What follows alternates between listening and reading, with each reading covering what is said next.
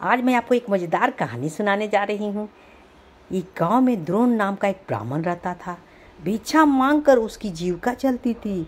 सर्दी गर्मी रोकने के लिए उसके पास पर्याप्त वस्त्र नहीं थे। एक बार किसी यजमान ने ब्राह्मण पर दया करके उसे बैलों की जोड़ी दे दी। ब्राह्मण ने उसका भरण पोषण बड़े यत्न से किया। आसपास से घी तेल अनाज मांगकर भी उन दोनों बैलों को भरपेट खिलाता रहा।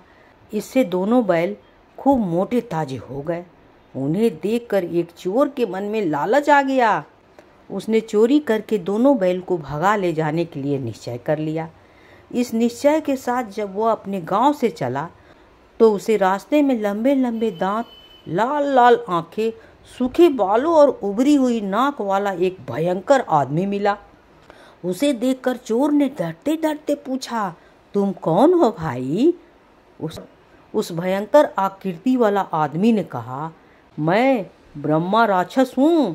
पास वाले ब्राह्मण के घर में बैलों की जोड़ी चुराने जा रहा हूँ। राक्षस ने कहा, मित्र, पिछले 6 दिनों से मैंने कुछ नहीं खाया है। चलो आज उस ब्राह्मण को मारकर ही भूख मिटा लेता हूँ। हम दोनों एक ही मार्ग की यात्री हैं। चलो साथ साथ चलते हैं। शाम को दोनों छिपकर ब्राह्मण के घर में घुस गए। ब्राह्मण के सोने के बाद राक्षस जब उसे खाने के लिए आगे बढ़ने लगा तो चोर ने कहा, मित्र, यह बात न्याय अनुकूल नहीं है। पहले मैं बैलों की जोड़ी चुरा लूं, तब तू अपना काम कर लेना।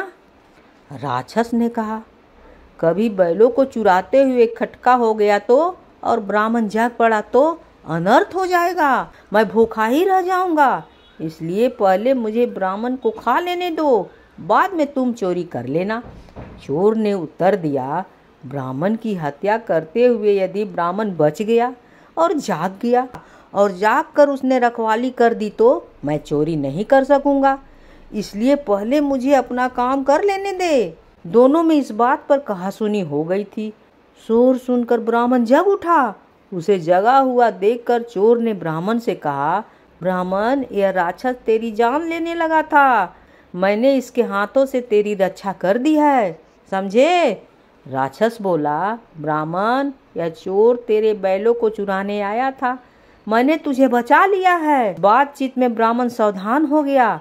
लाठी उठाकर वो अपनी रक्षा करने के लिए तैयार हो गया। उसे तैयार देखकर दोनों भाग गए और ब्राह्मण की जान और दोनों बैल भी बच गए। और उसके बाद से ब्राह्मण बहुत ही सतर्क रहने लगा। अगर कहानी अच्छी लगी हो तो please like share and subscribe जरूर कीजिएगा, भूलिएगा बिल्कुल नहीं, समझे? आज मैं आपको एक मजेदार कहानी सुनाने जा रही हूँ। किसी घने वन में एक बहुत बड़ा शेर रहता था। वह रोज शिकार पर निकलता और एक ही नहीं, 2 नहीं, कई कई जानवरों का काम तमाम कर देता। जंगल के सभी जानवर डरने लगे कि अगर शेर इसी तरह से शिकार करता रहा तो एक दिन ऐसा आएगा कि जंगल में कोई भी जानवर नहीं बचेगा। सारे जंगल में सनसनी फैल गई।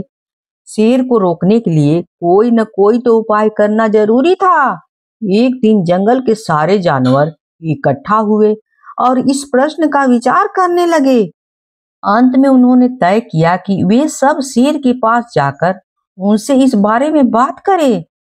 दूसरे दिन जानवरों के एक दल शेर के पास पहुंचा और उसके अपनी ओर आते हुए देखकर शेर घबरा गया और उसने गरजकर पूछा, क्या बात है?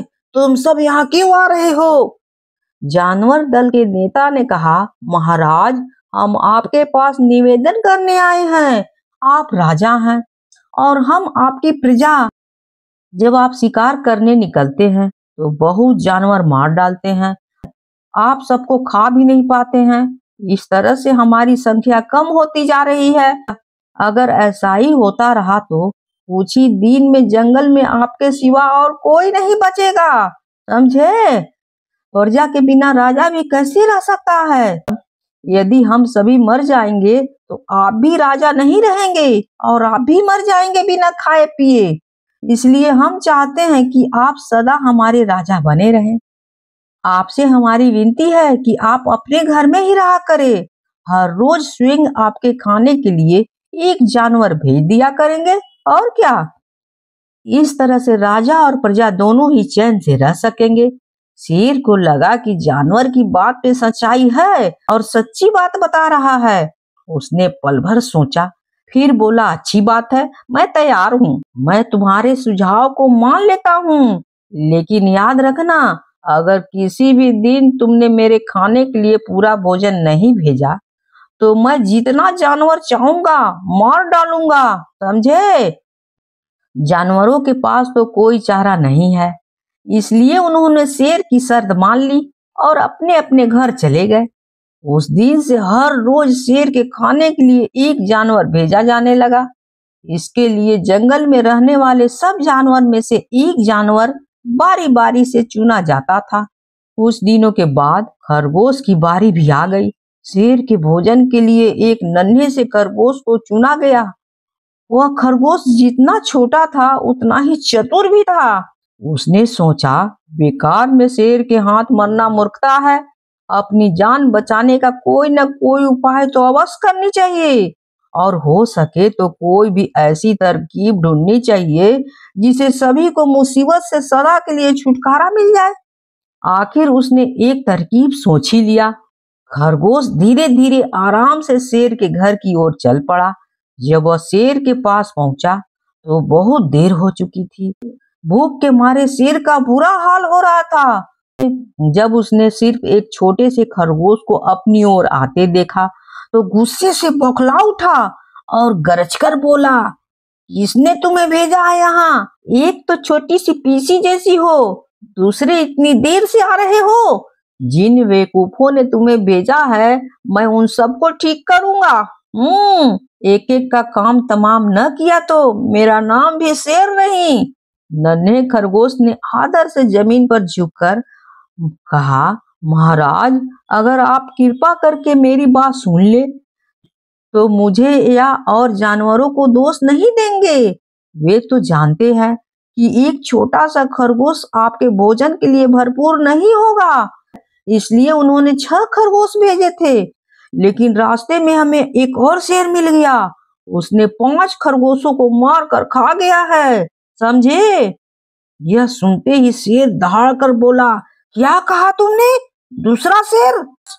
मुझे होते हुए यहाँ दूसरा शेर कौन आ सकता है? कौन है वह, मुझे बताओ।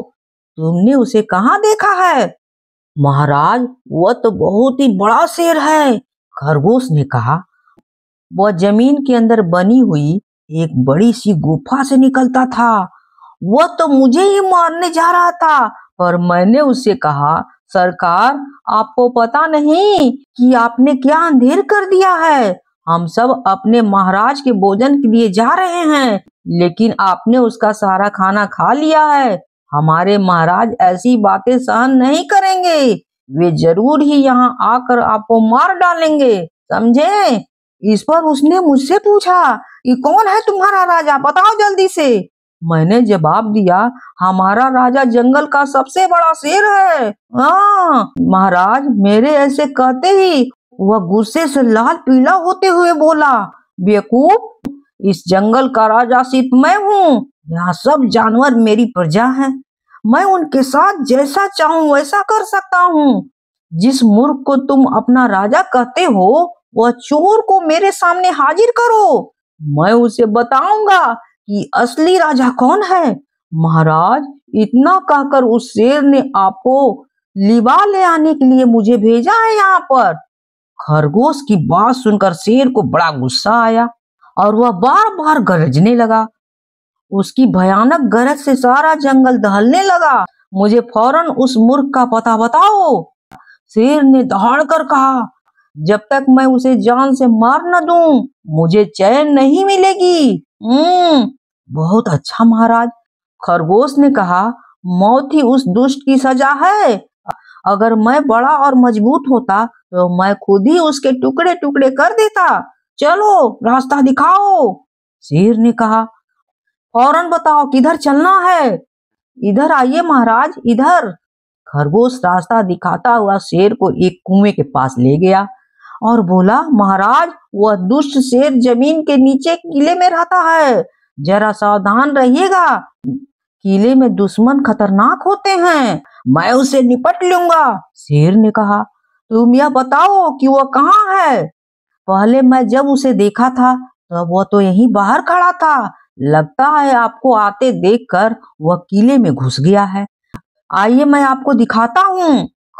खरगोश ने कुएं के नजदीक आकर शेर से अंदर झांकने के लिए कहा। शेर ने कुएं के अंदर झांका तो उसे कुएं के पानी में अपनी ही परछाई दिखाई दे दी। परछाई को देखते शेर जोर से दहाड़ा। कुएं के अंदर से आवाज आती हुई। अपने ही दहाड़ने की गूंज सुनकर उसने समझा कि दूसरा शेर ही दहाड़ रहा है। दुश्मन को तुरंत मार डालने के इरादे से वह फौरन कुएं में कूद पड़ा। कूदते ही पहले तो वह कुएं की दीवार से टकराया, फिर धड़ाम से पानी में गिरा और डूबकर मर गया। इस तरह से चतुराई से शेर से छुट्टी पाकर नन्हा खरगोश घर लौटा। उसने जंगल के सभी जानवरों को शेर के मर जाने की कहानी सुनाई। दुश्मन के मारे जाने की खबर से सारे जंगल में खुशियां फैल गई। जंगल के सभी जानवर खरगोश की जय जयकार करने लगे। इस कहानी से हमें यह सीख मिलती है, घोर संकट की परिस्थितियों में भी हमें सूझबूझ और चतुराई से काम लेनी चाहिए और आखिरी दम तक प्रयास करते रहना चाहिए। सूझबूझ और चतुराई से काम लेकर हम भयंकर से भयंकर संकट से उबर सकते हैं और बड़े से बड़े शक्तिशाली शत्रु को भी पराजित कर सकते हैं। अगर कहानी अच्छी लगी हो तो please like share and subscribe जरूर कीजिएगा, भूलिएगा मत। आज मैं आपको एक मजेदार कहानी सुनाने जा रही हूँ। एक जंगल में शेर शेरनी का युगल रहता था। शेरनी के 2 बच्चे हुए। शेर प्रतिदिन हिरणों को मारकर शेरनी के लिए लाता था। दोनों मिलकर पेट भर खाते। एक दिन जंगल में बहुत घूमने के बाद भी शाम होने तक शेर के हाथ कोई शिकार नहीं आया।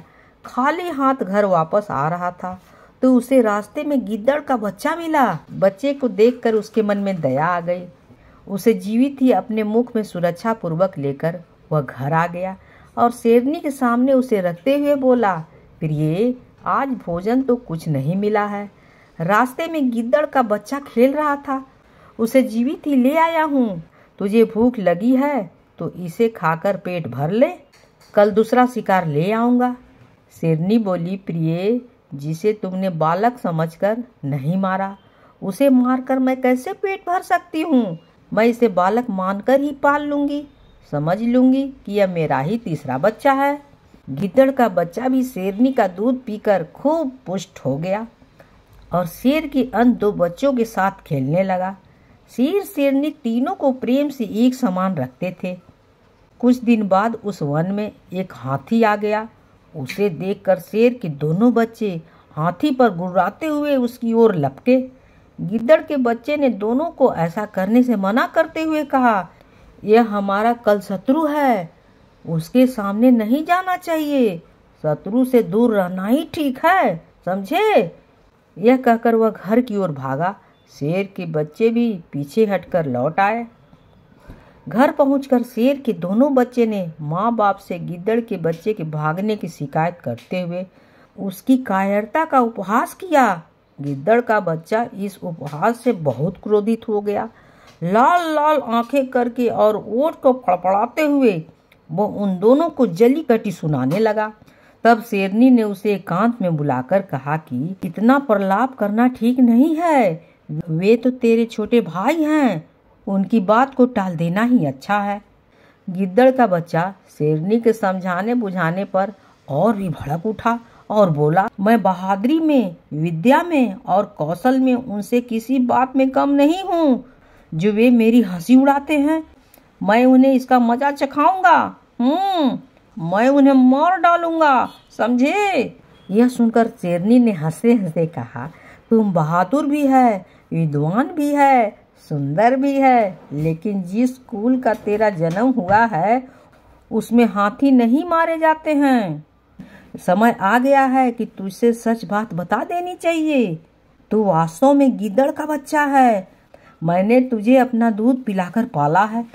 अब इससे पहले कि तेरे भाई इस सच्चाई को जाने, तू यहाँ से भागकर अपने सहजातियों में मिल जाओ, अन्यथा वे तुझे जीता नहीं छोड़ेंगे, समझे? भाग जाओ। यह सुनकर वह कांपता हुआ जंगल में भाग गया और गिद्दड़ दल में मिल गया और अपने जातियों को पूरी कहानी सुनाया। फिर उसके बाद वह अपने जातियों में खुशी खुशी रहने लगा।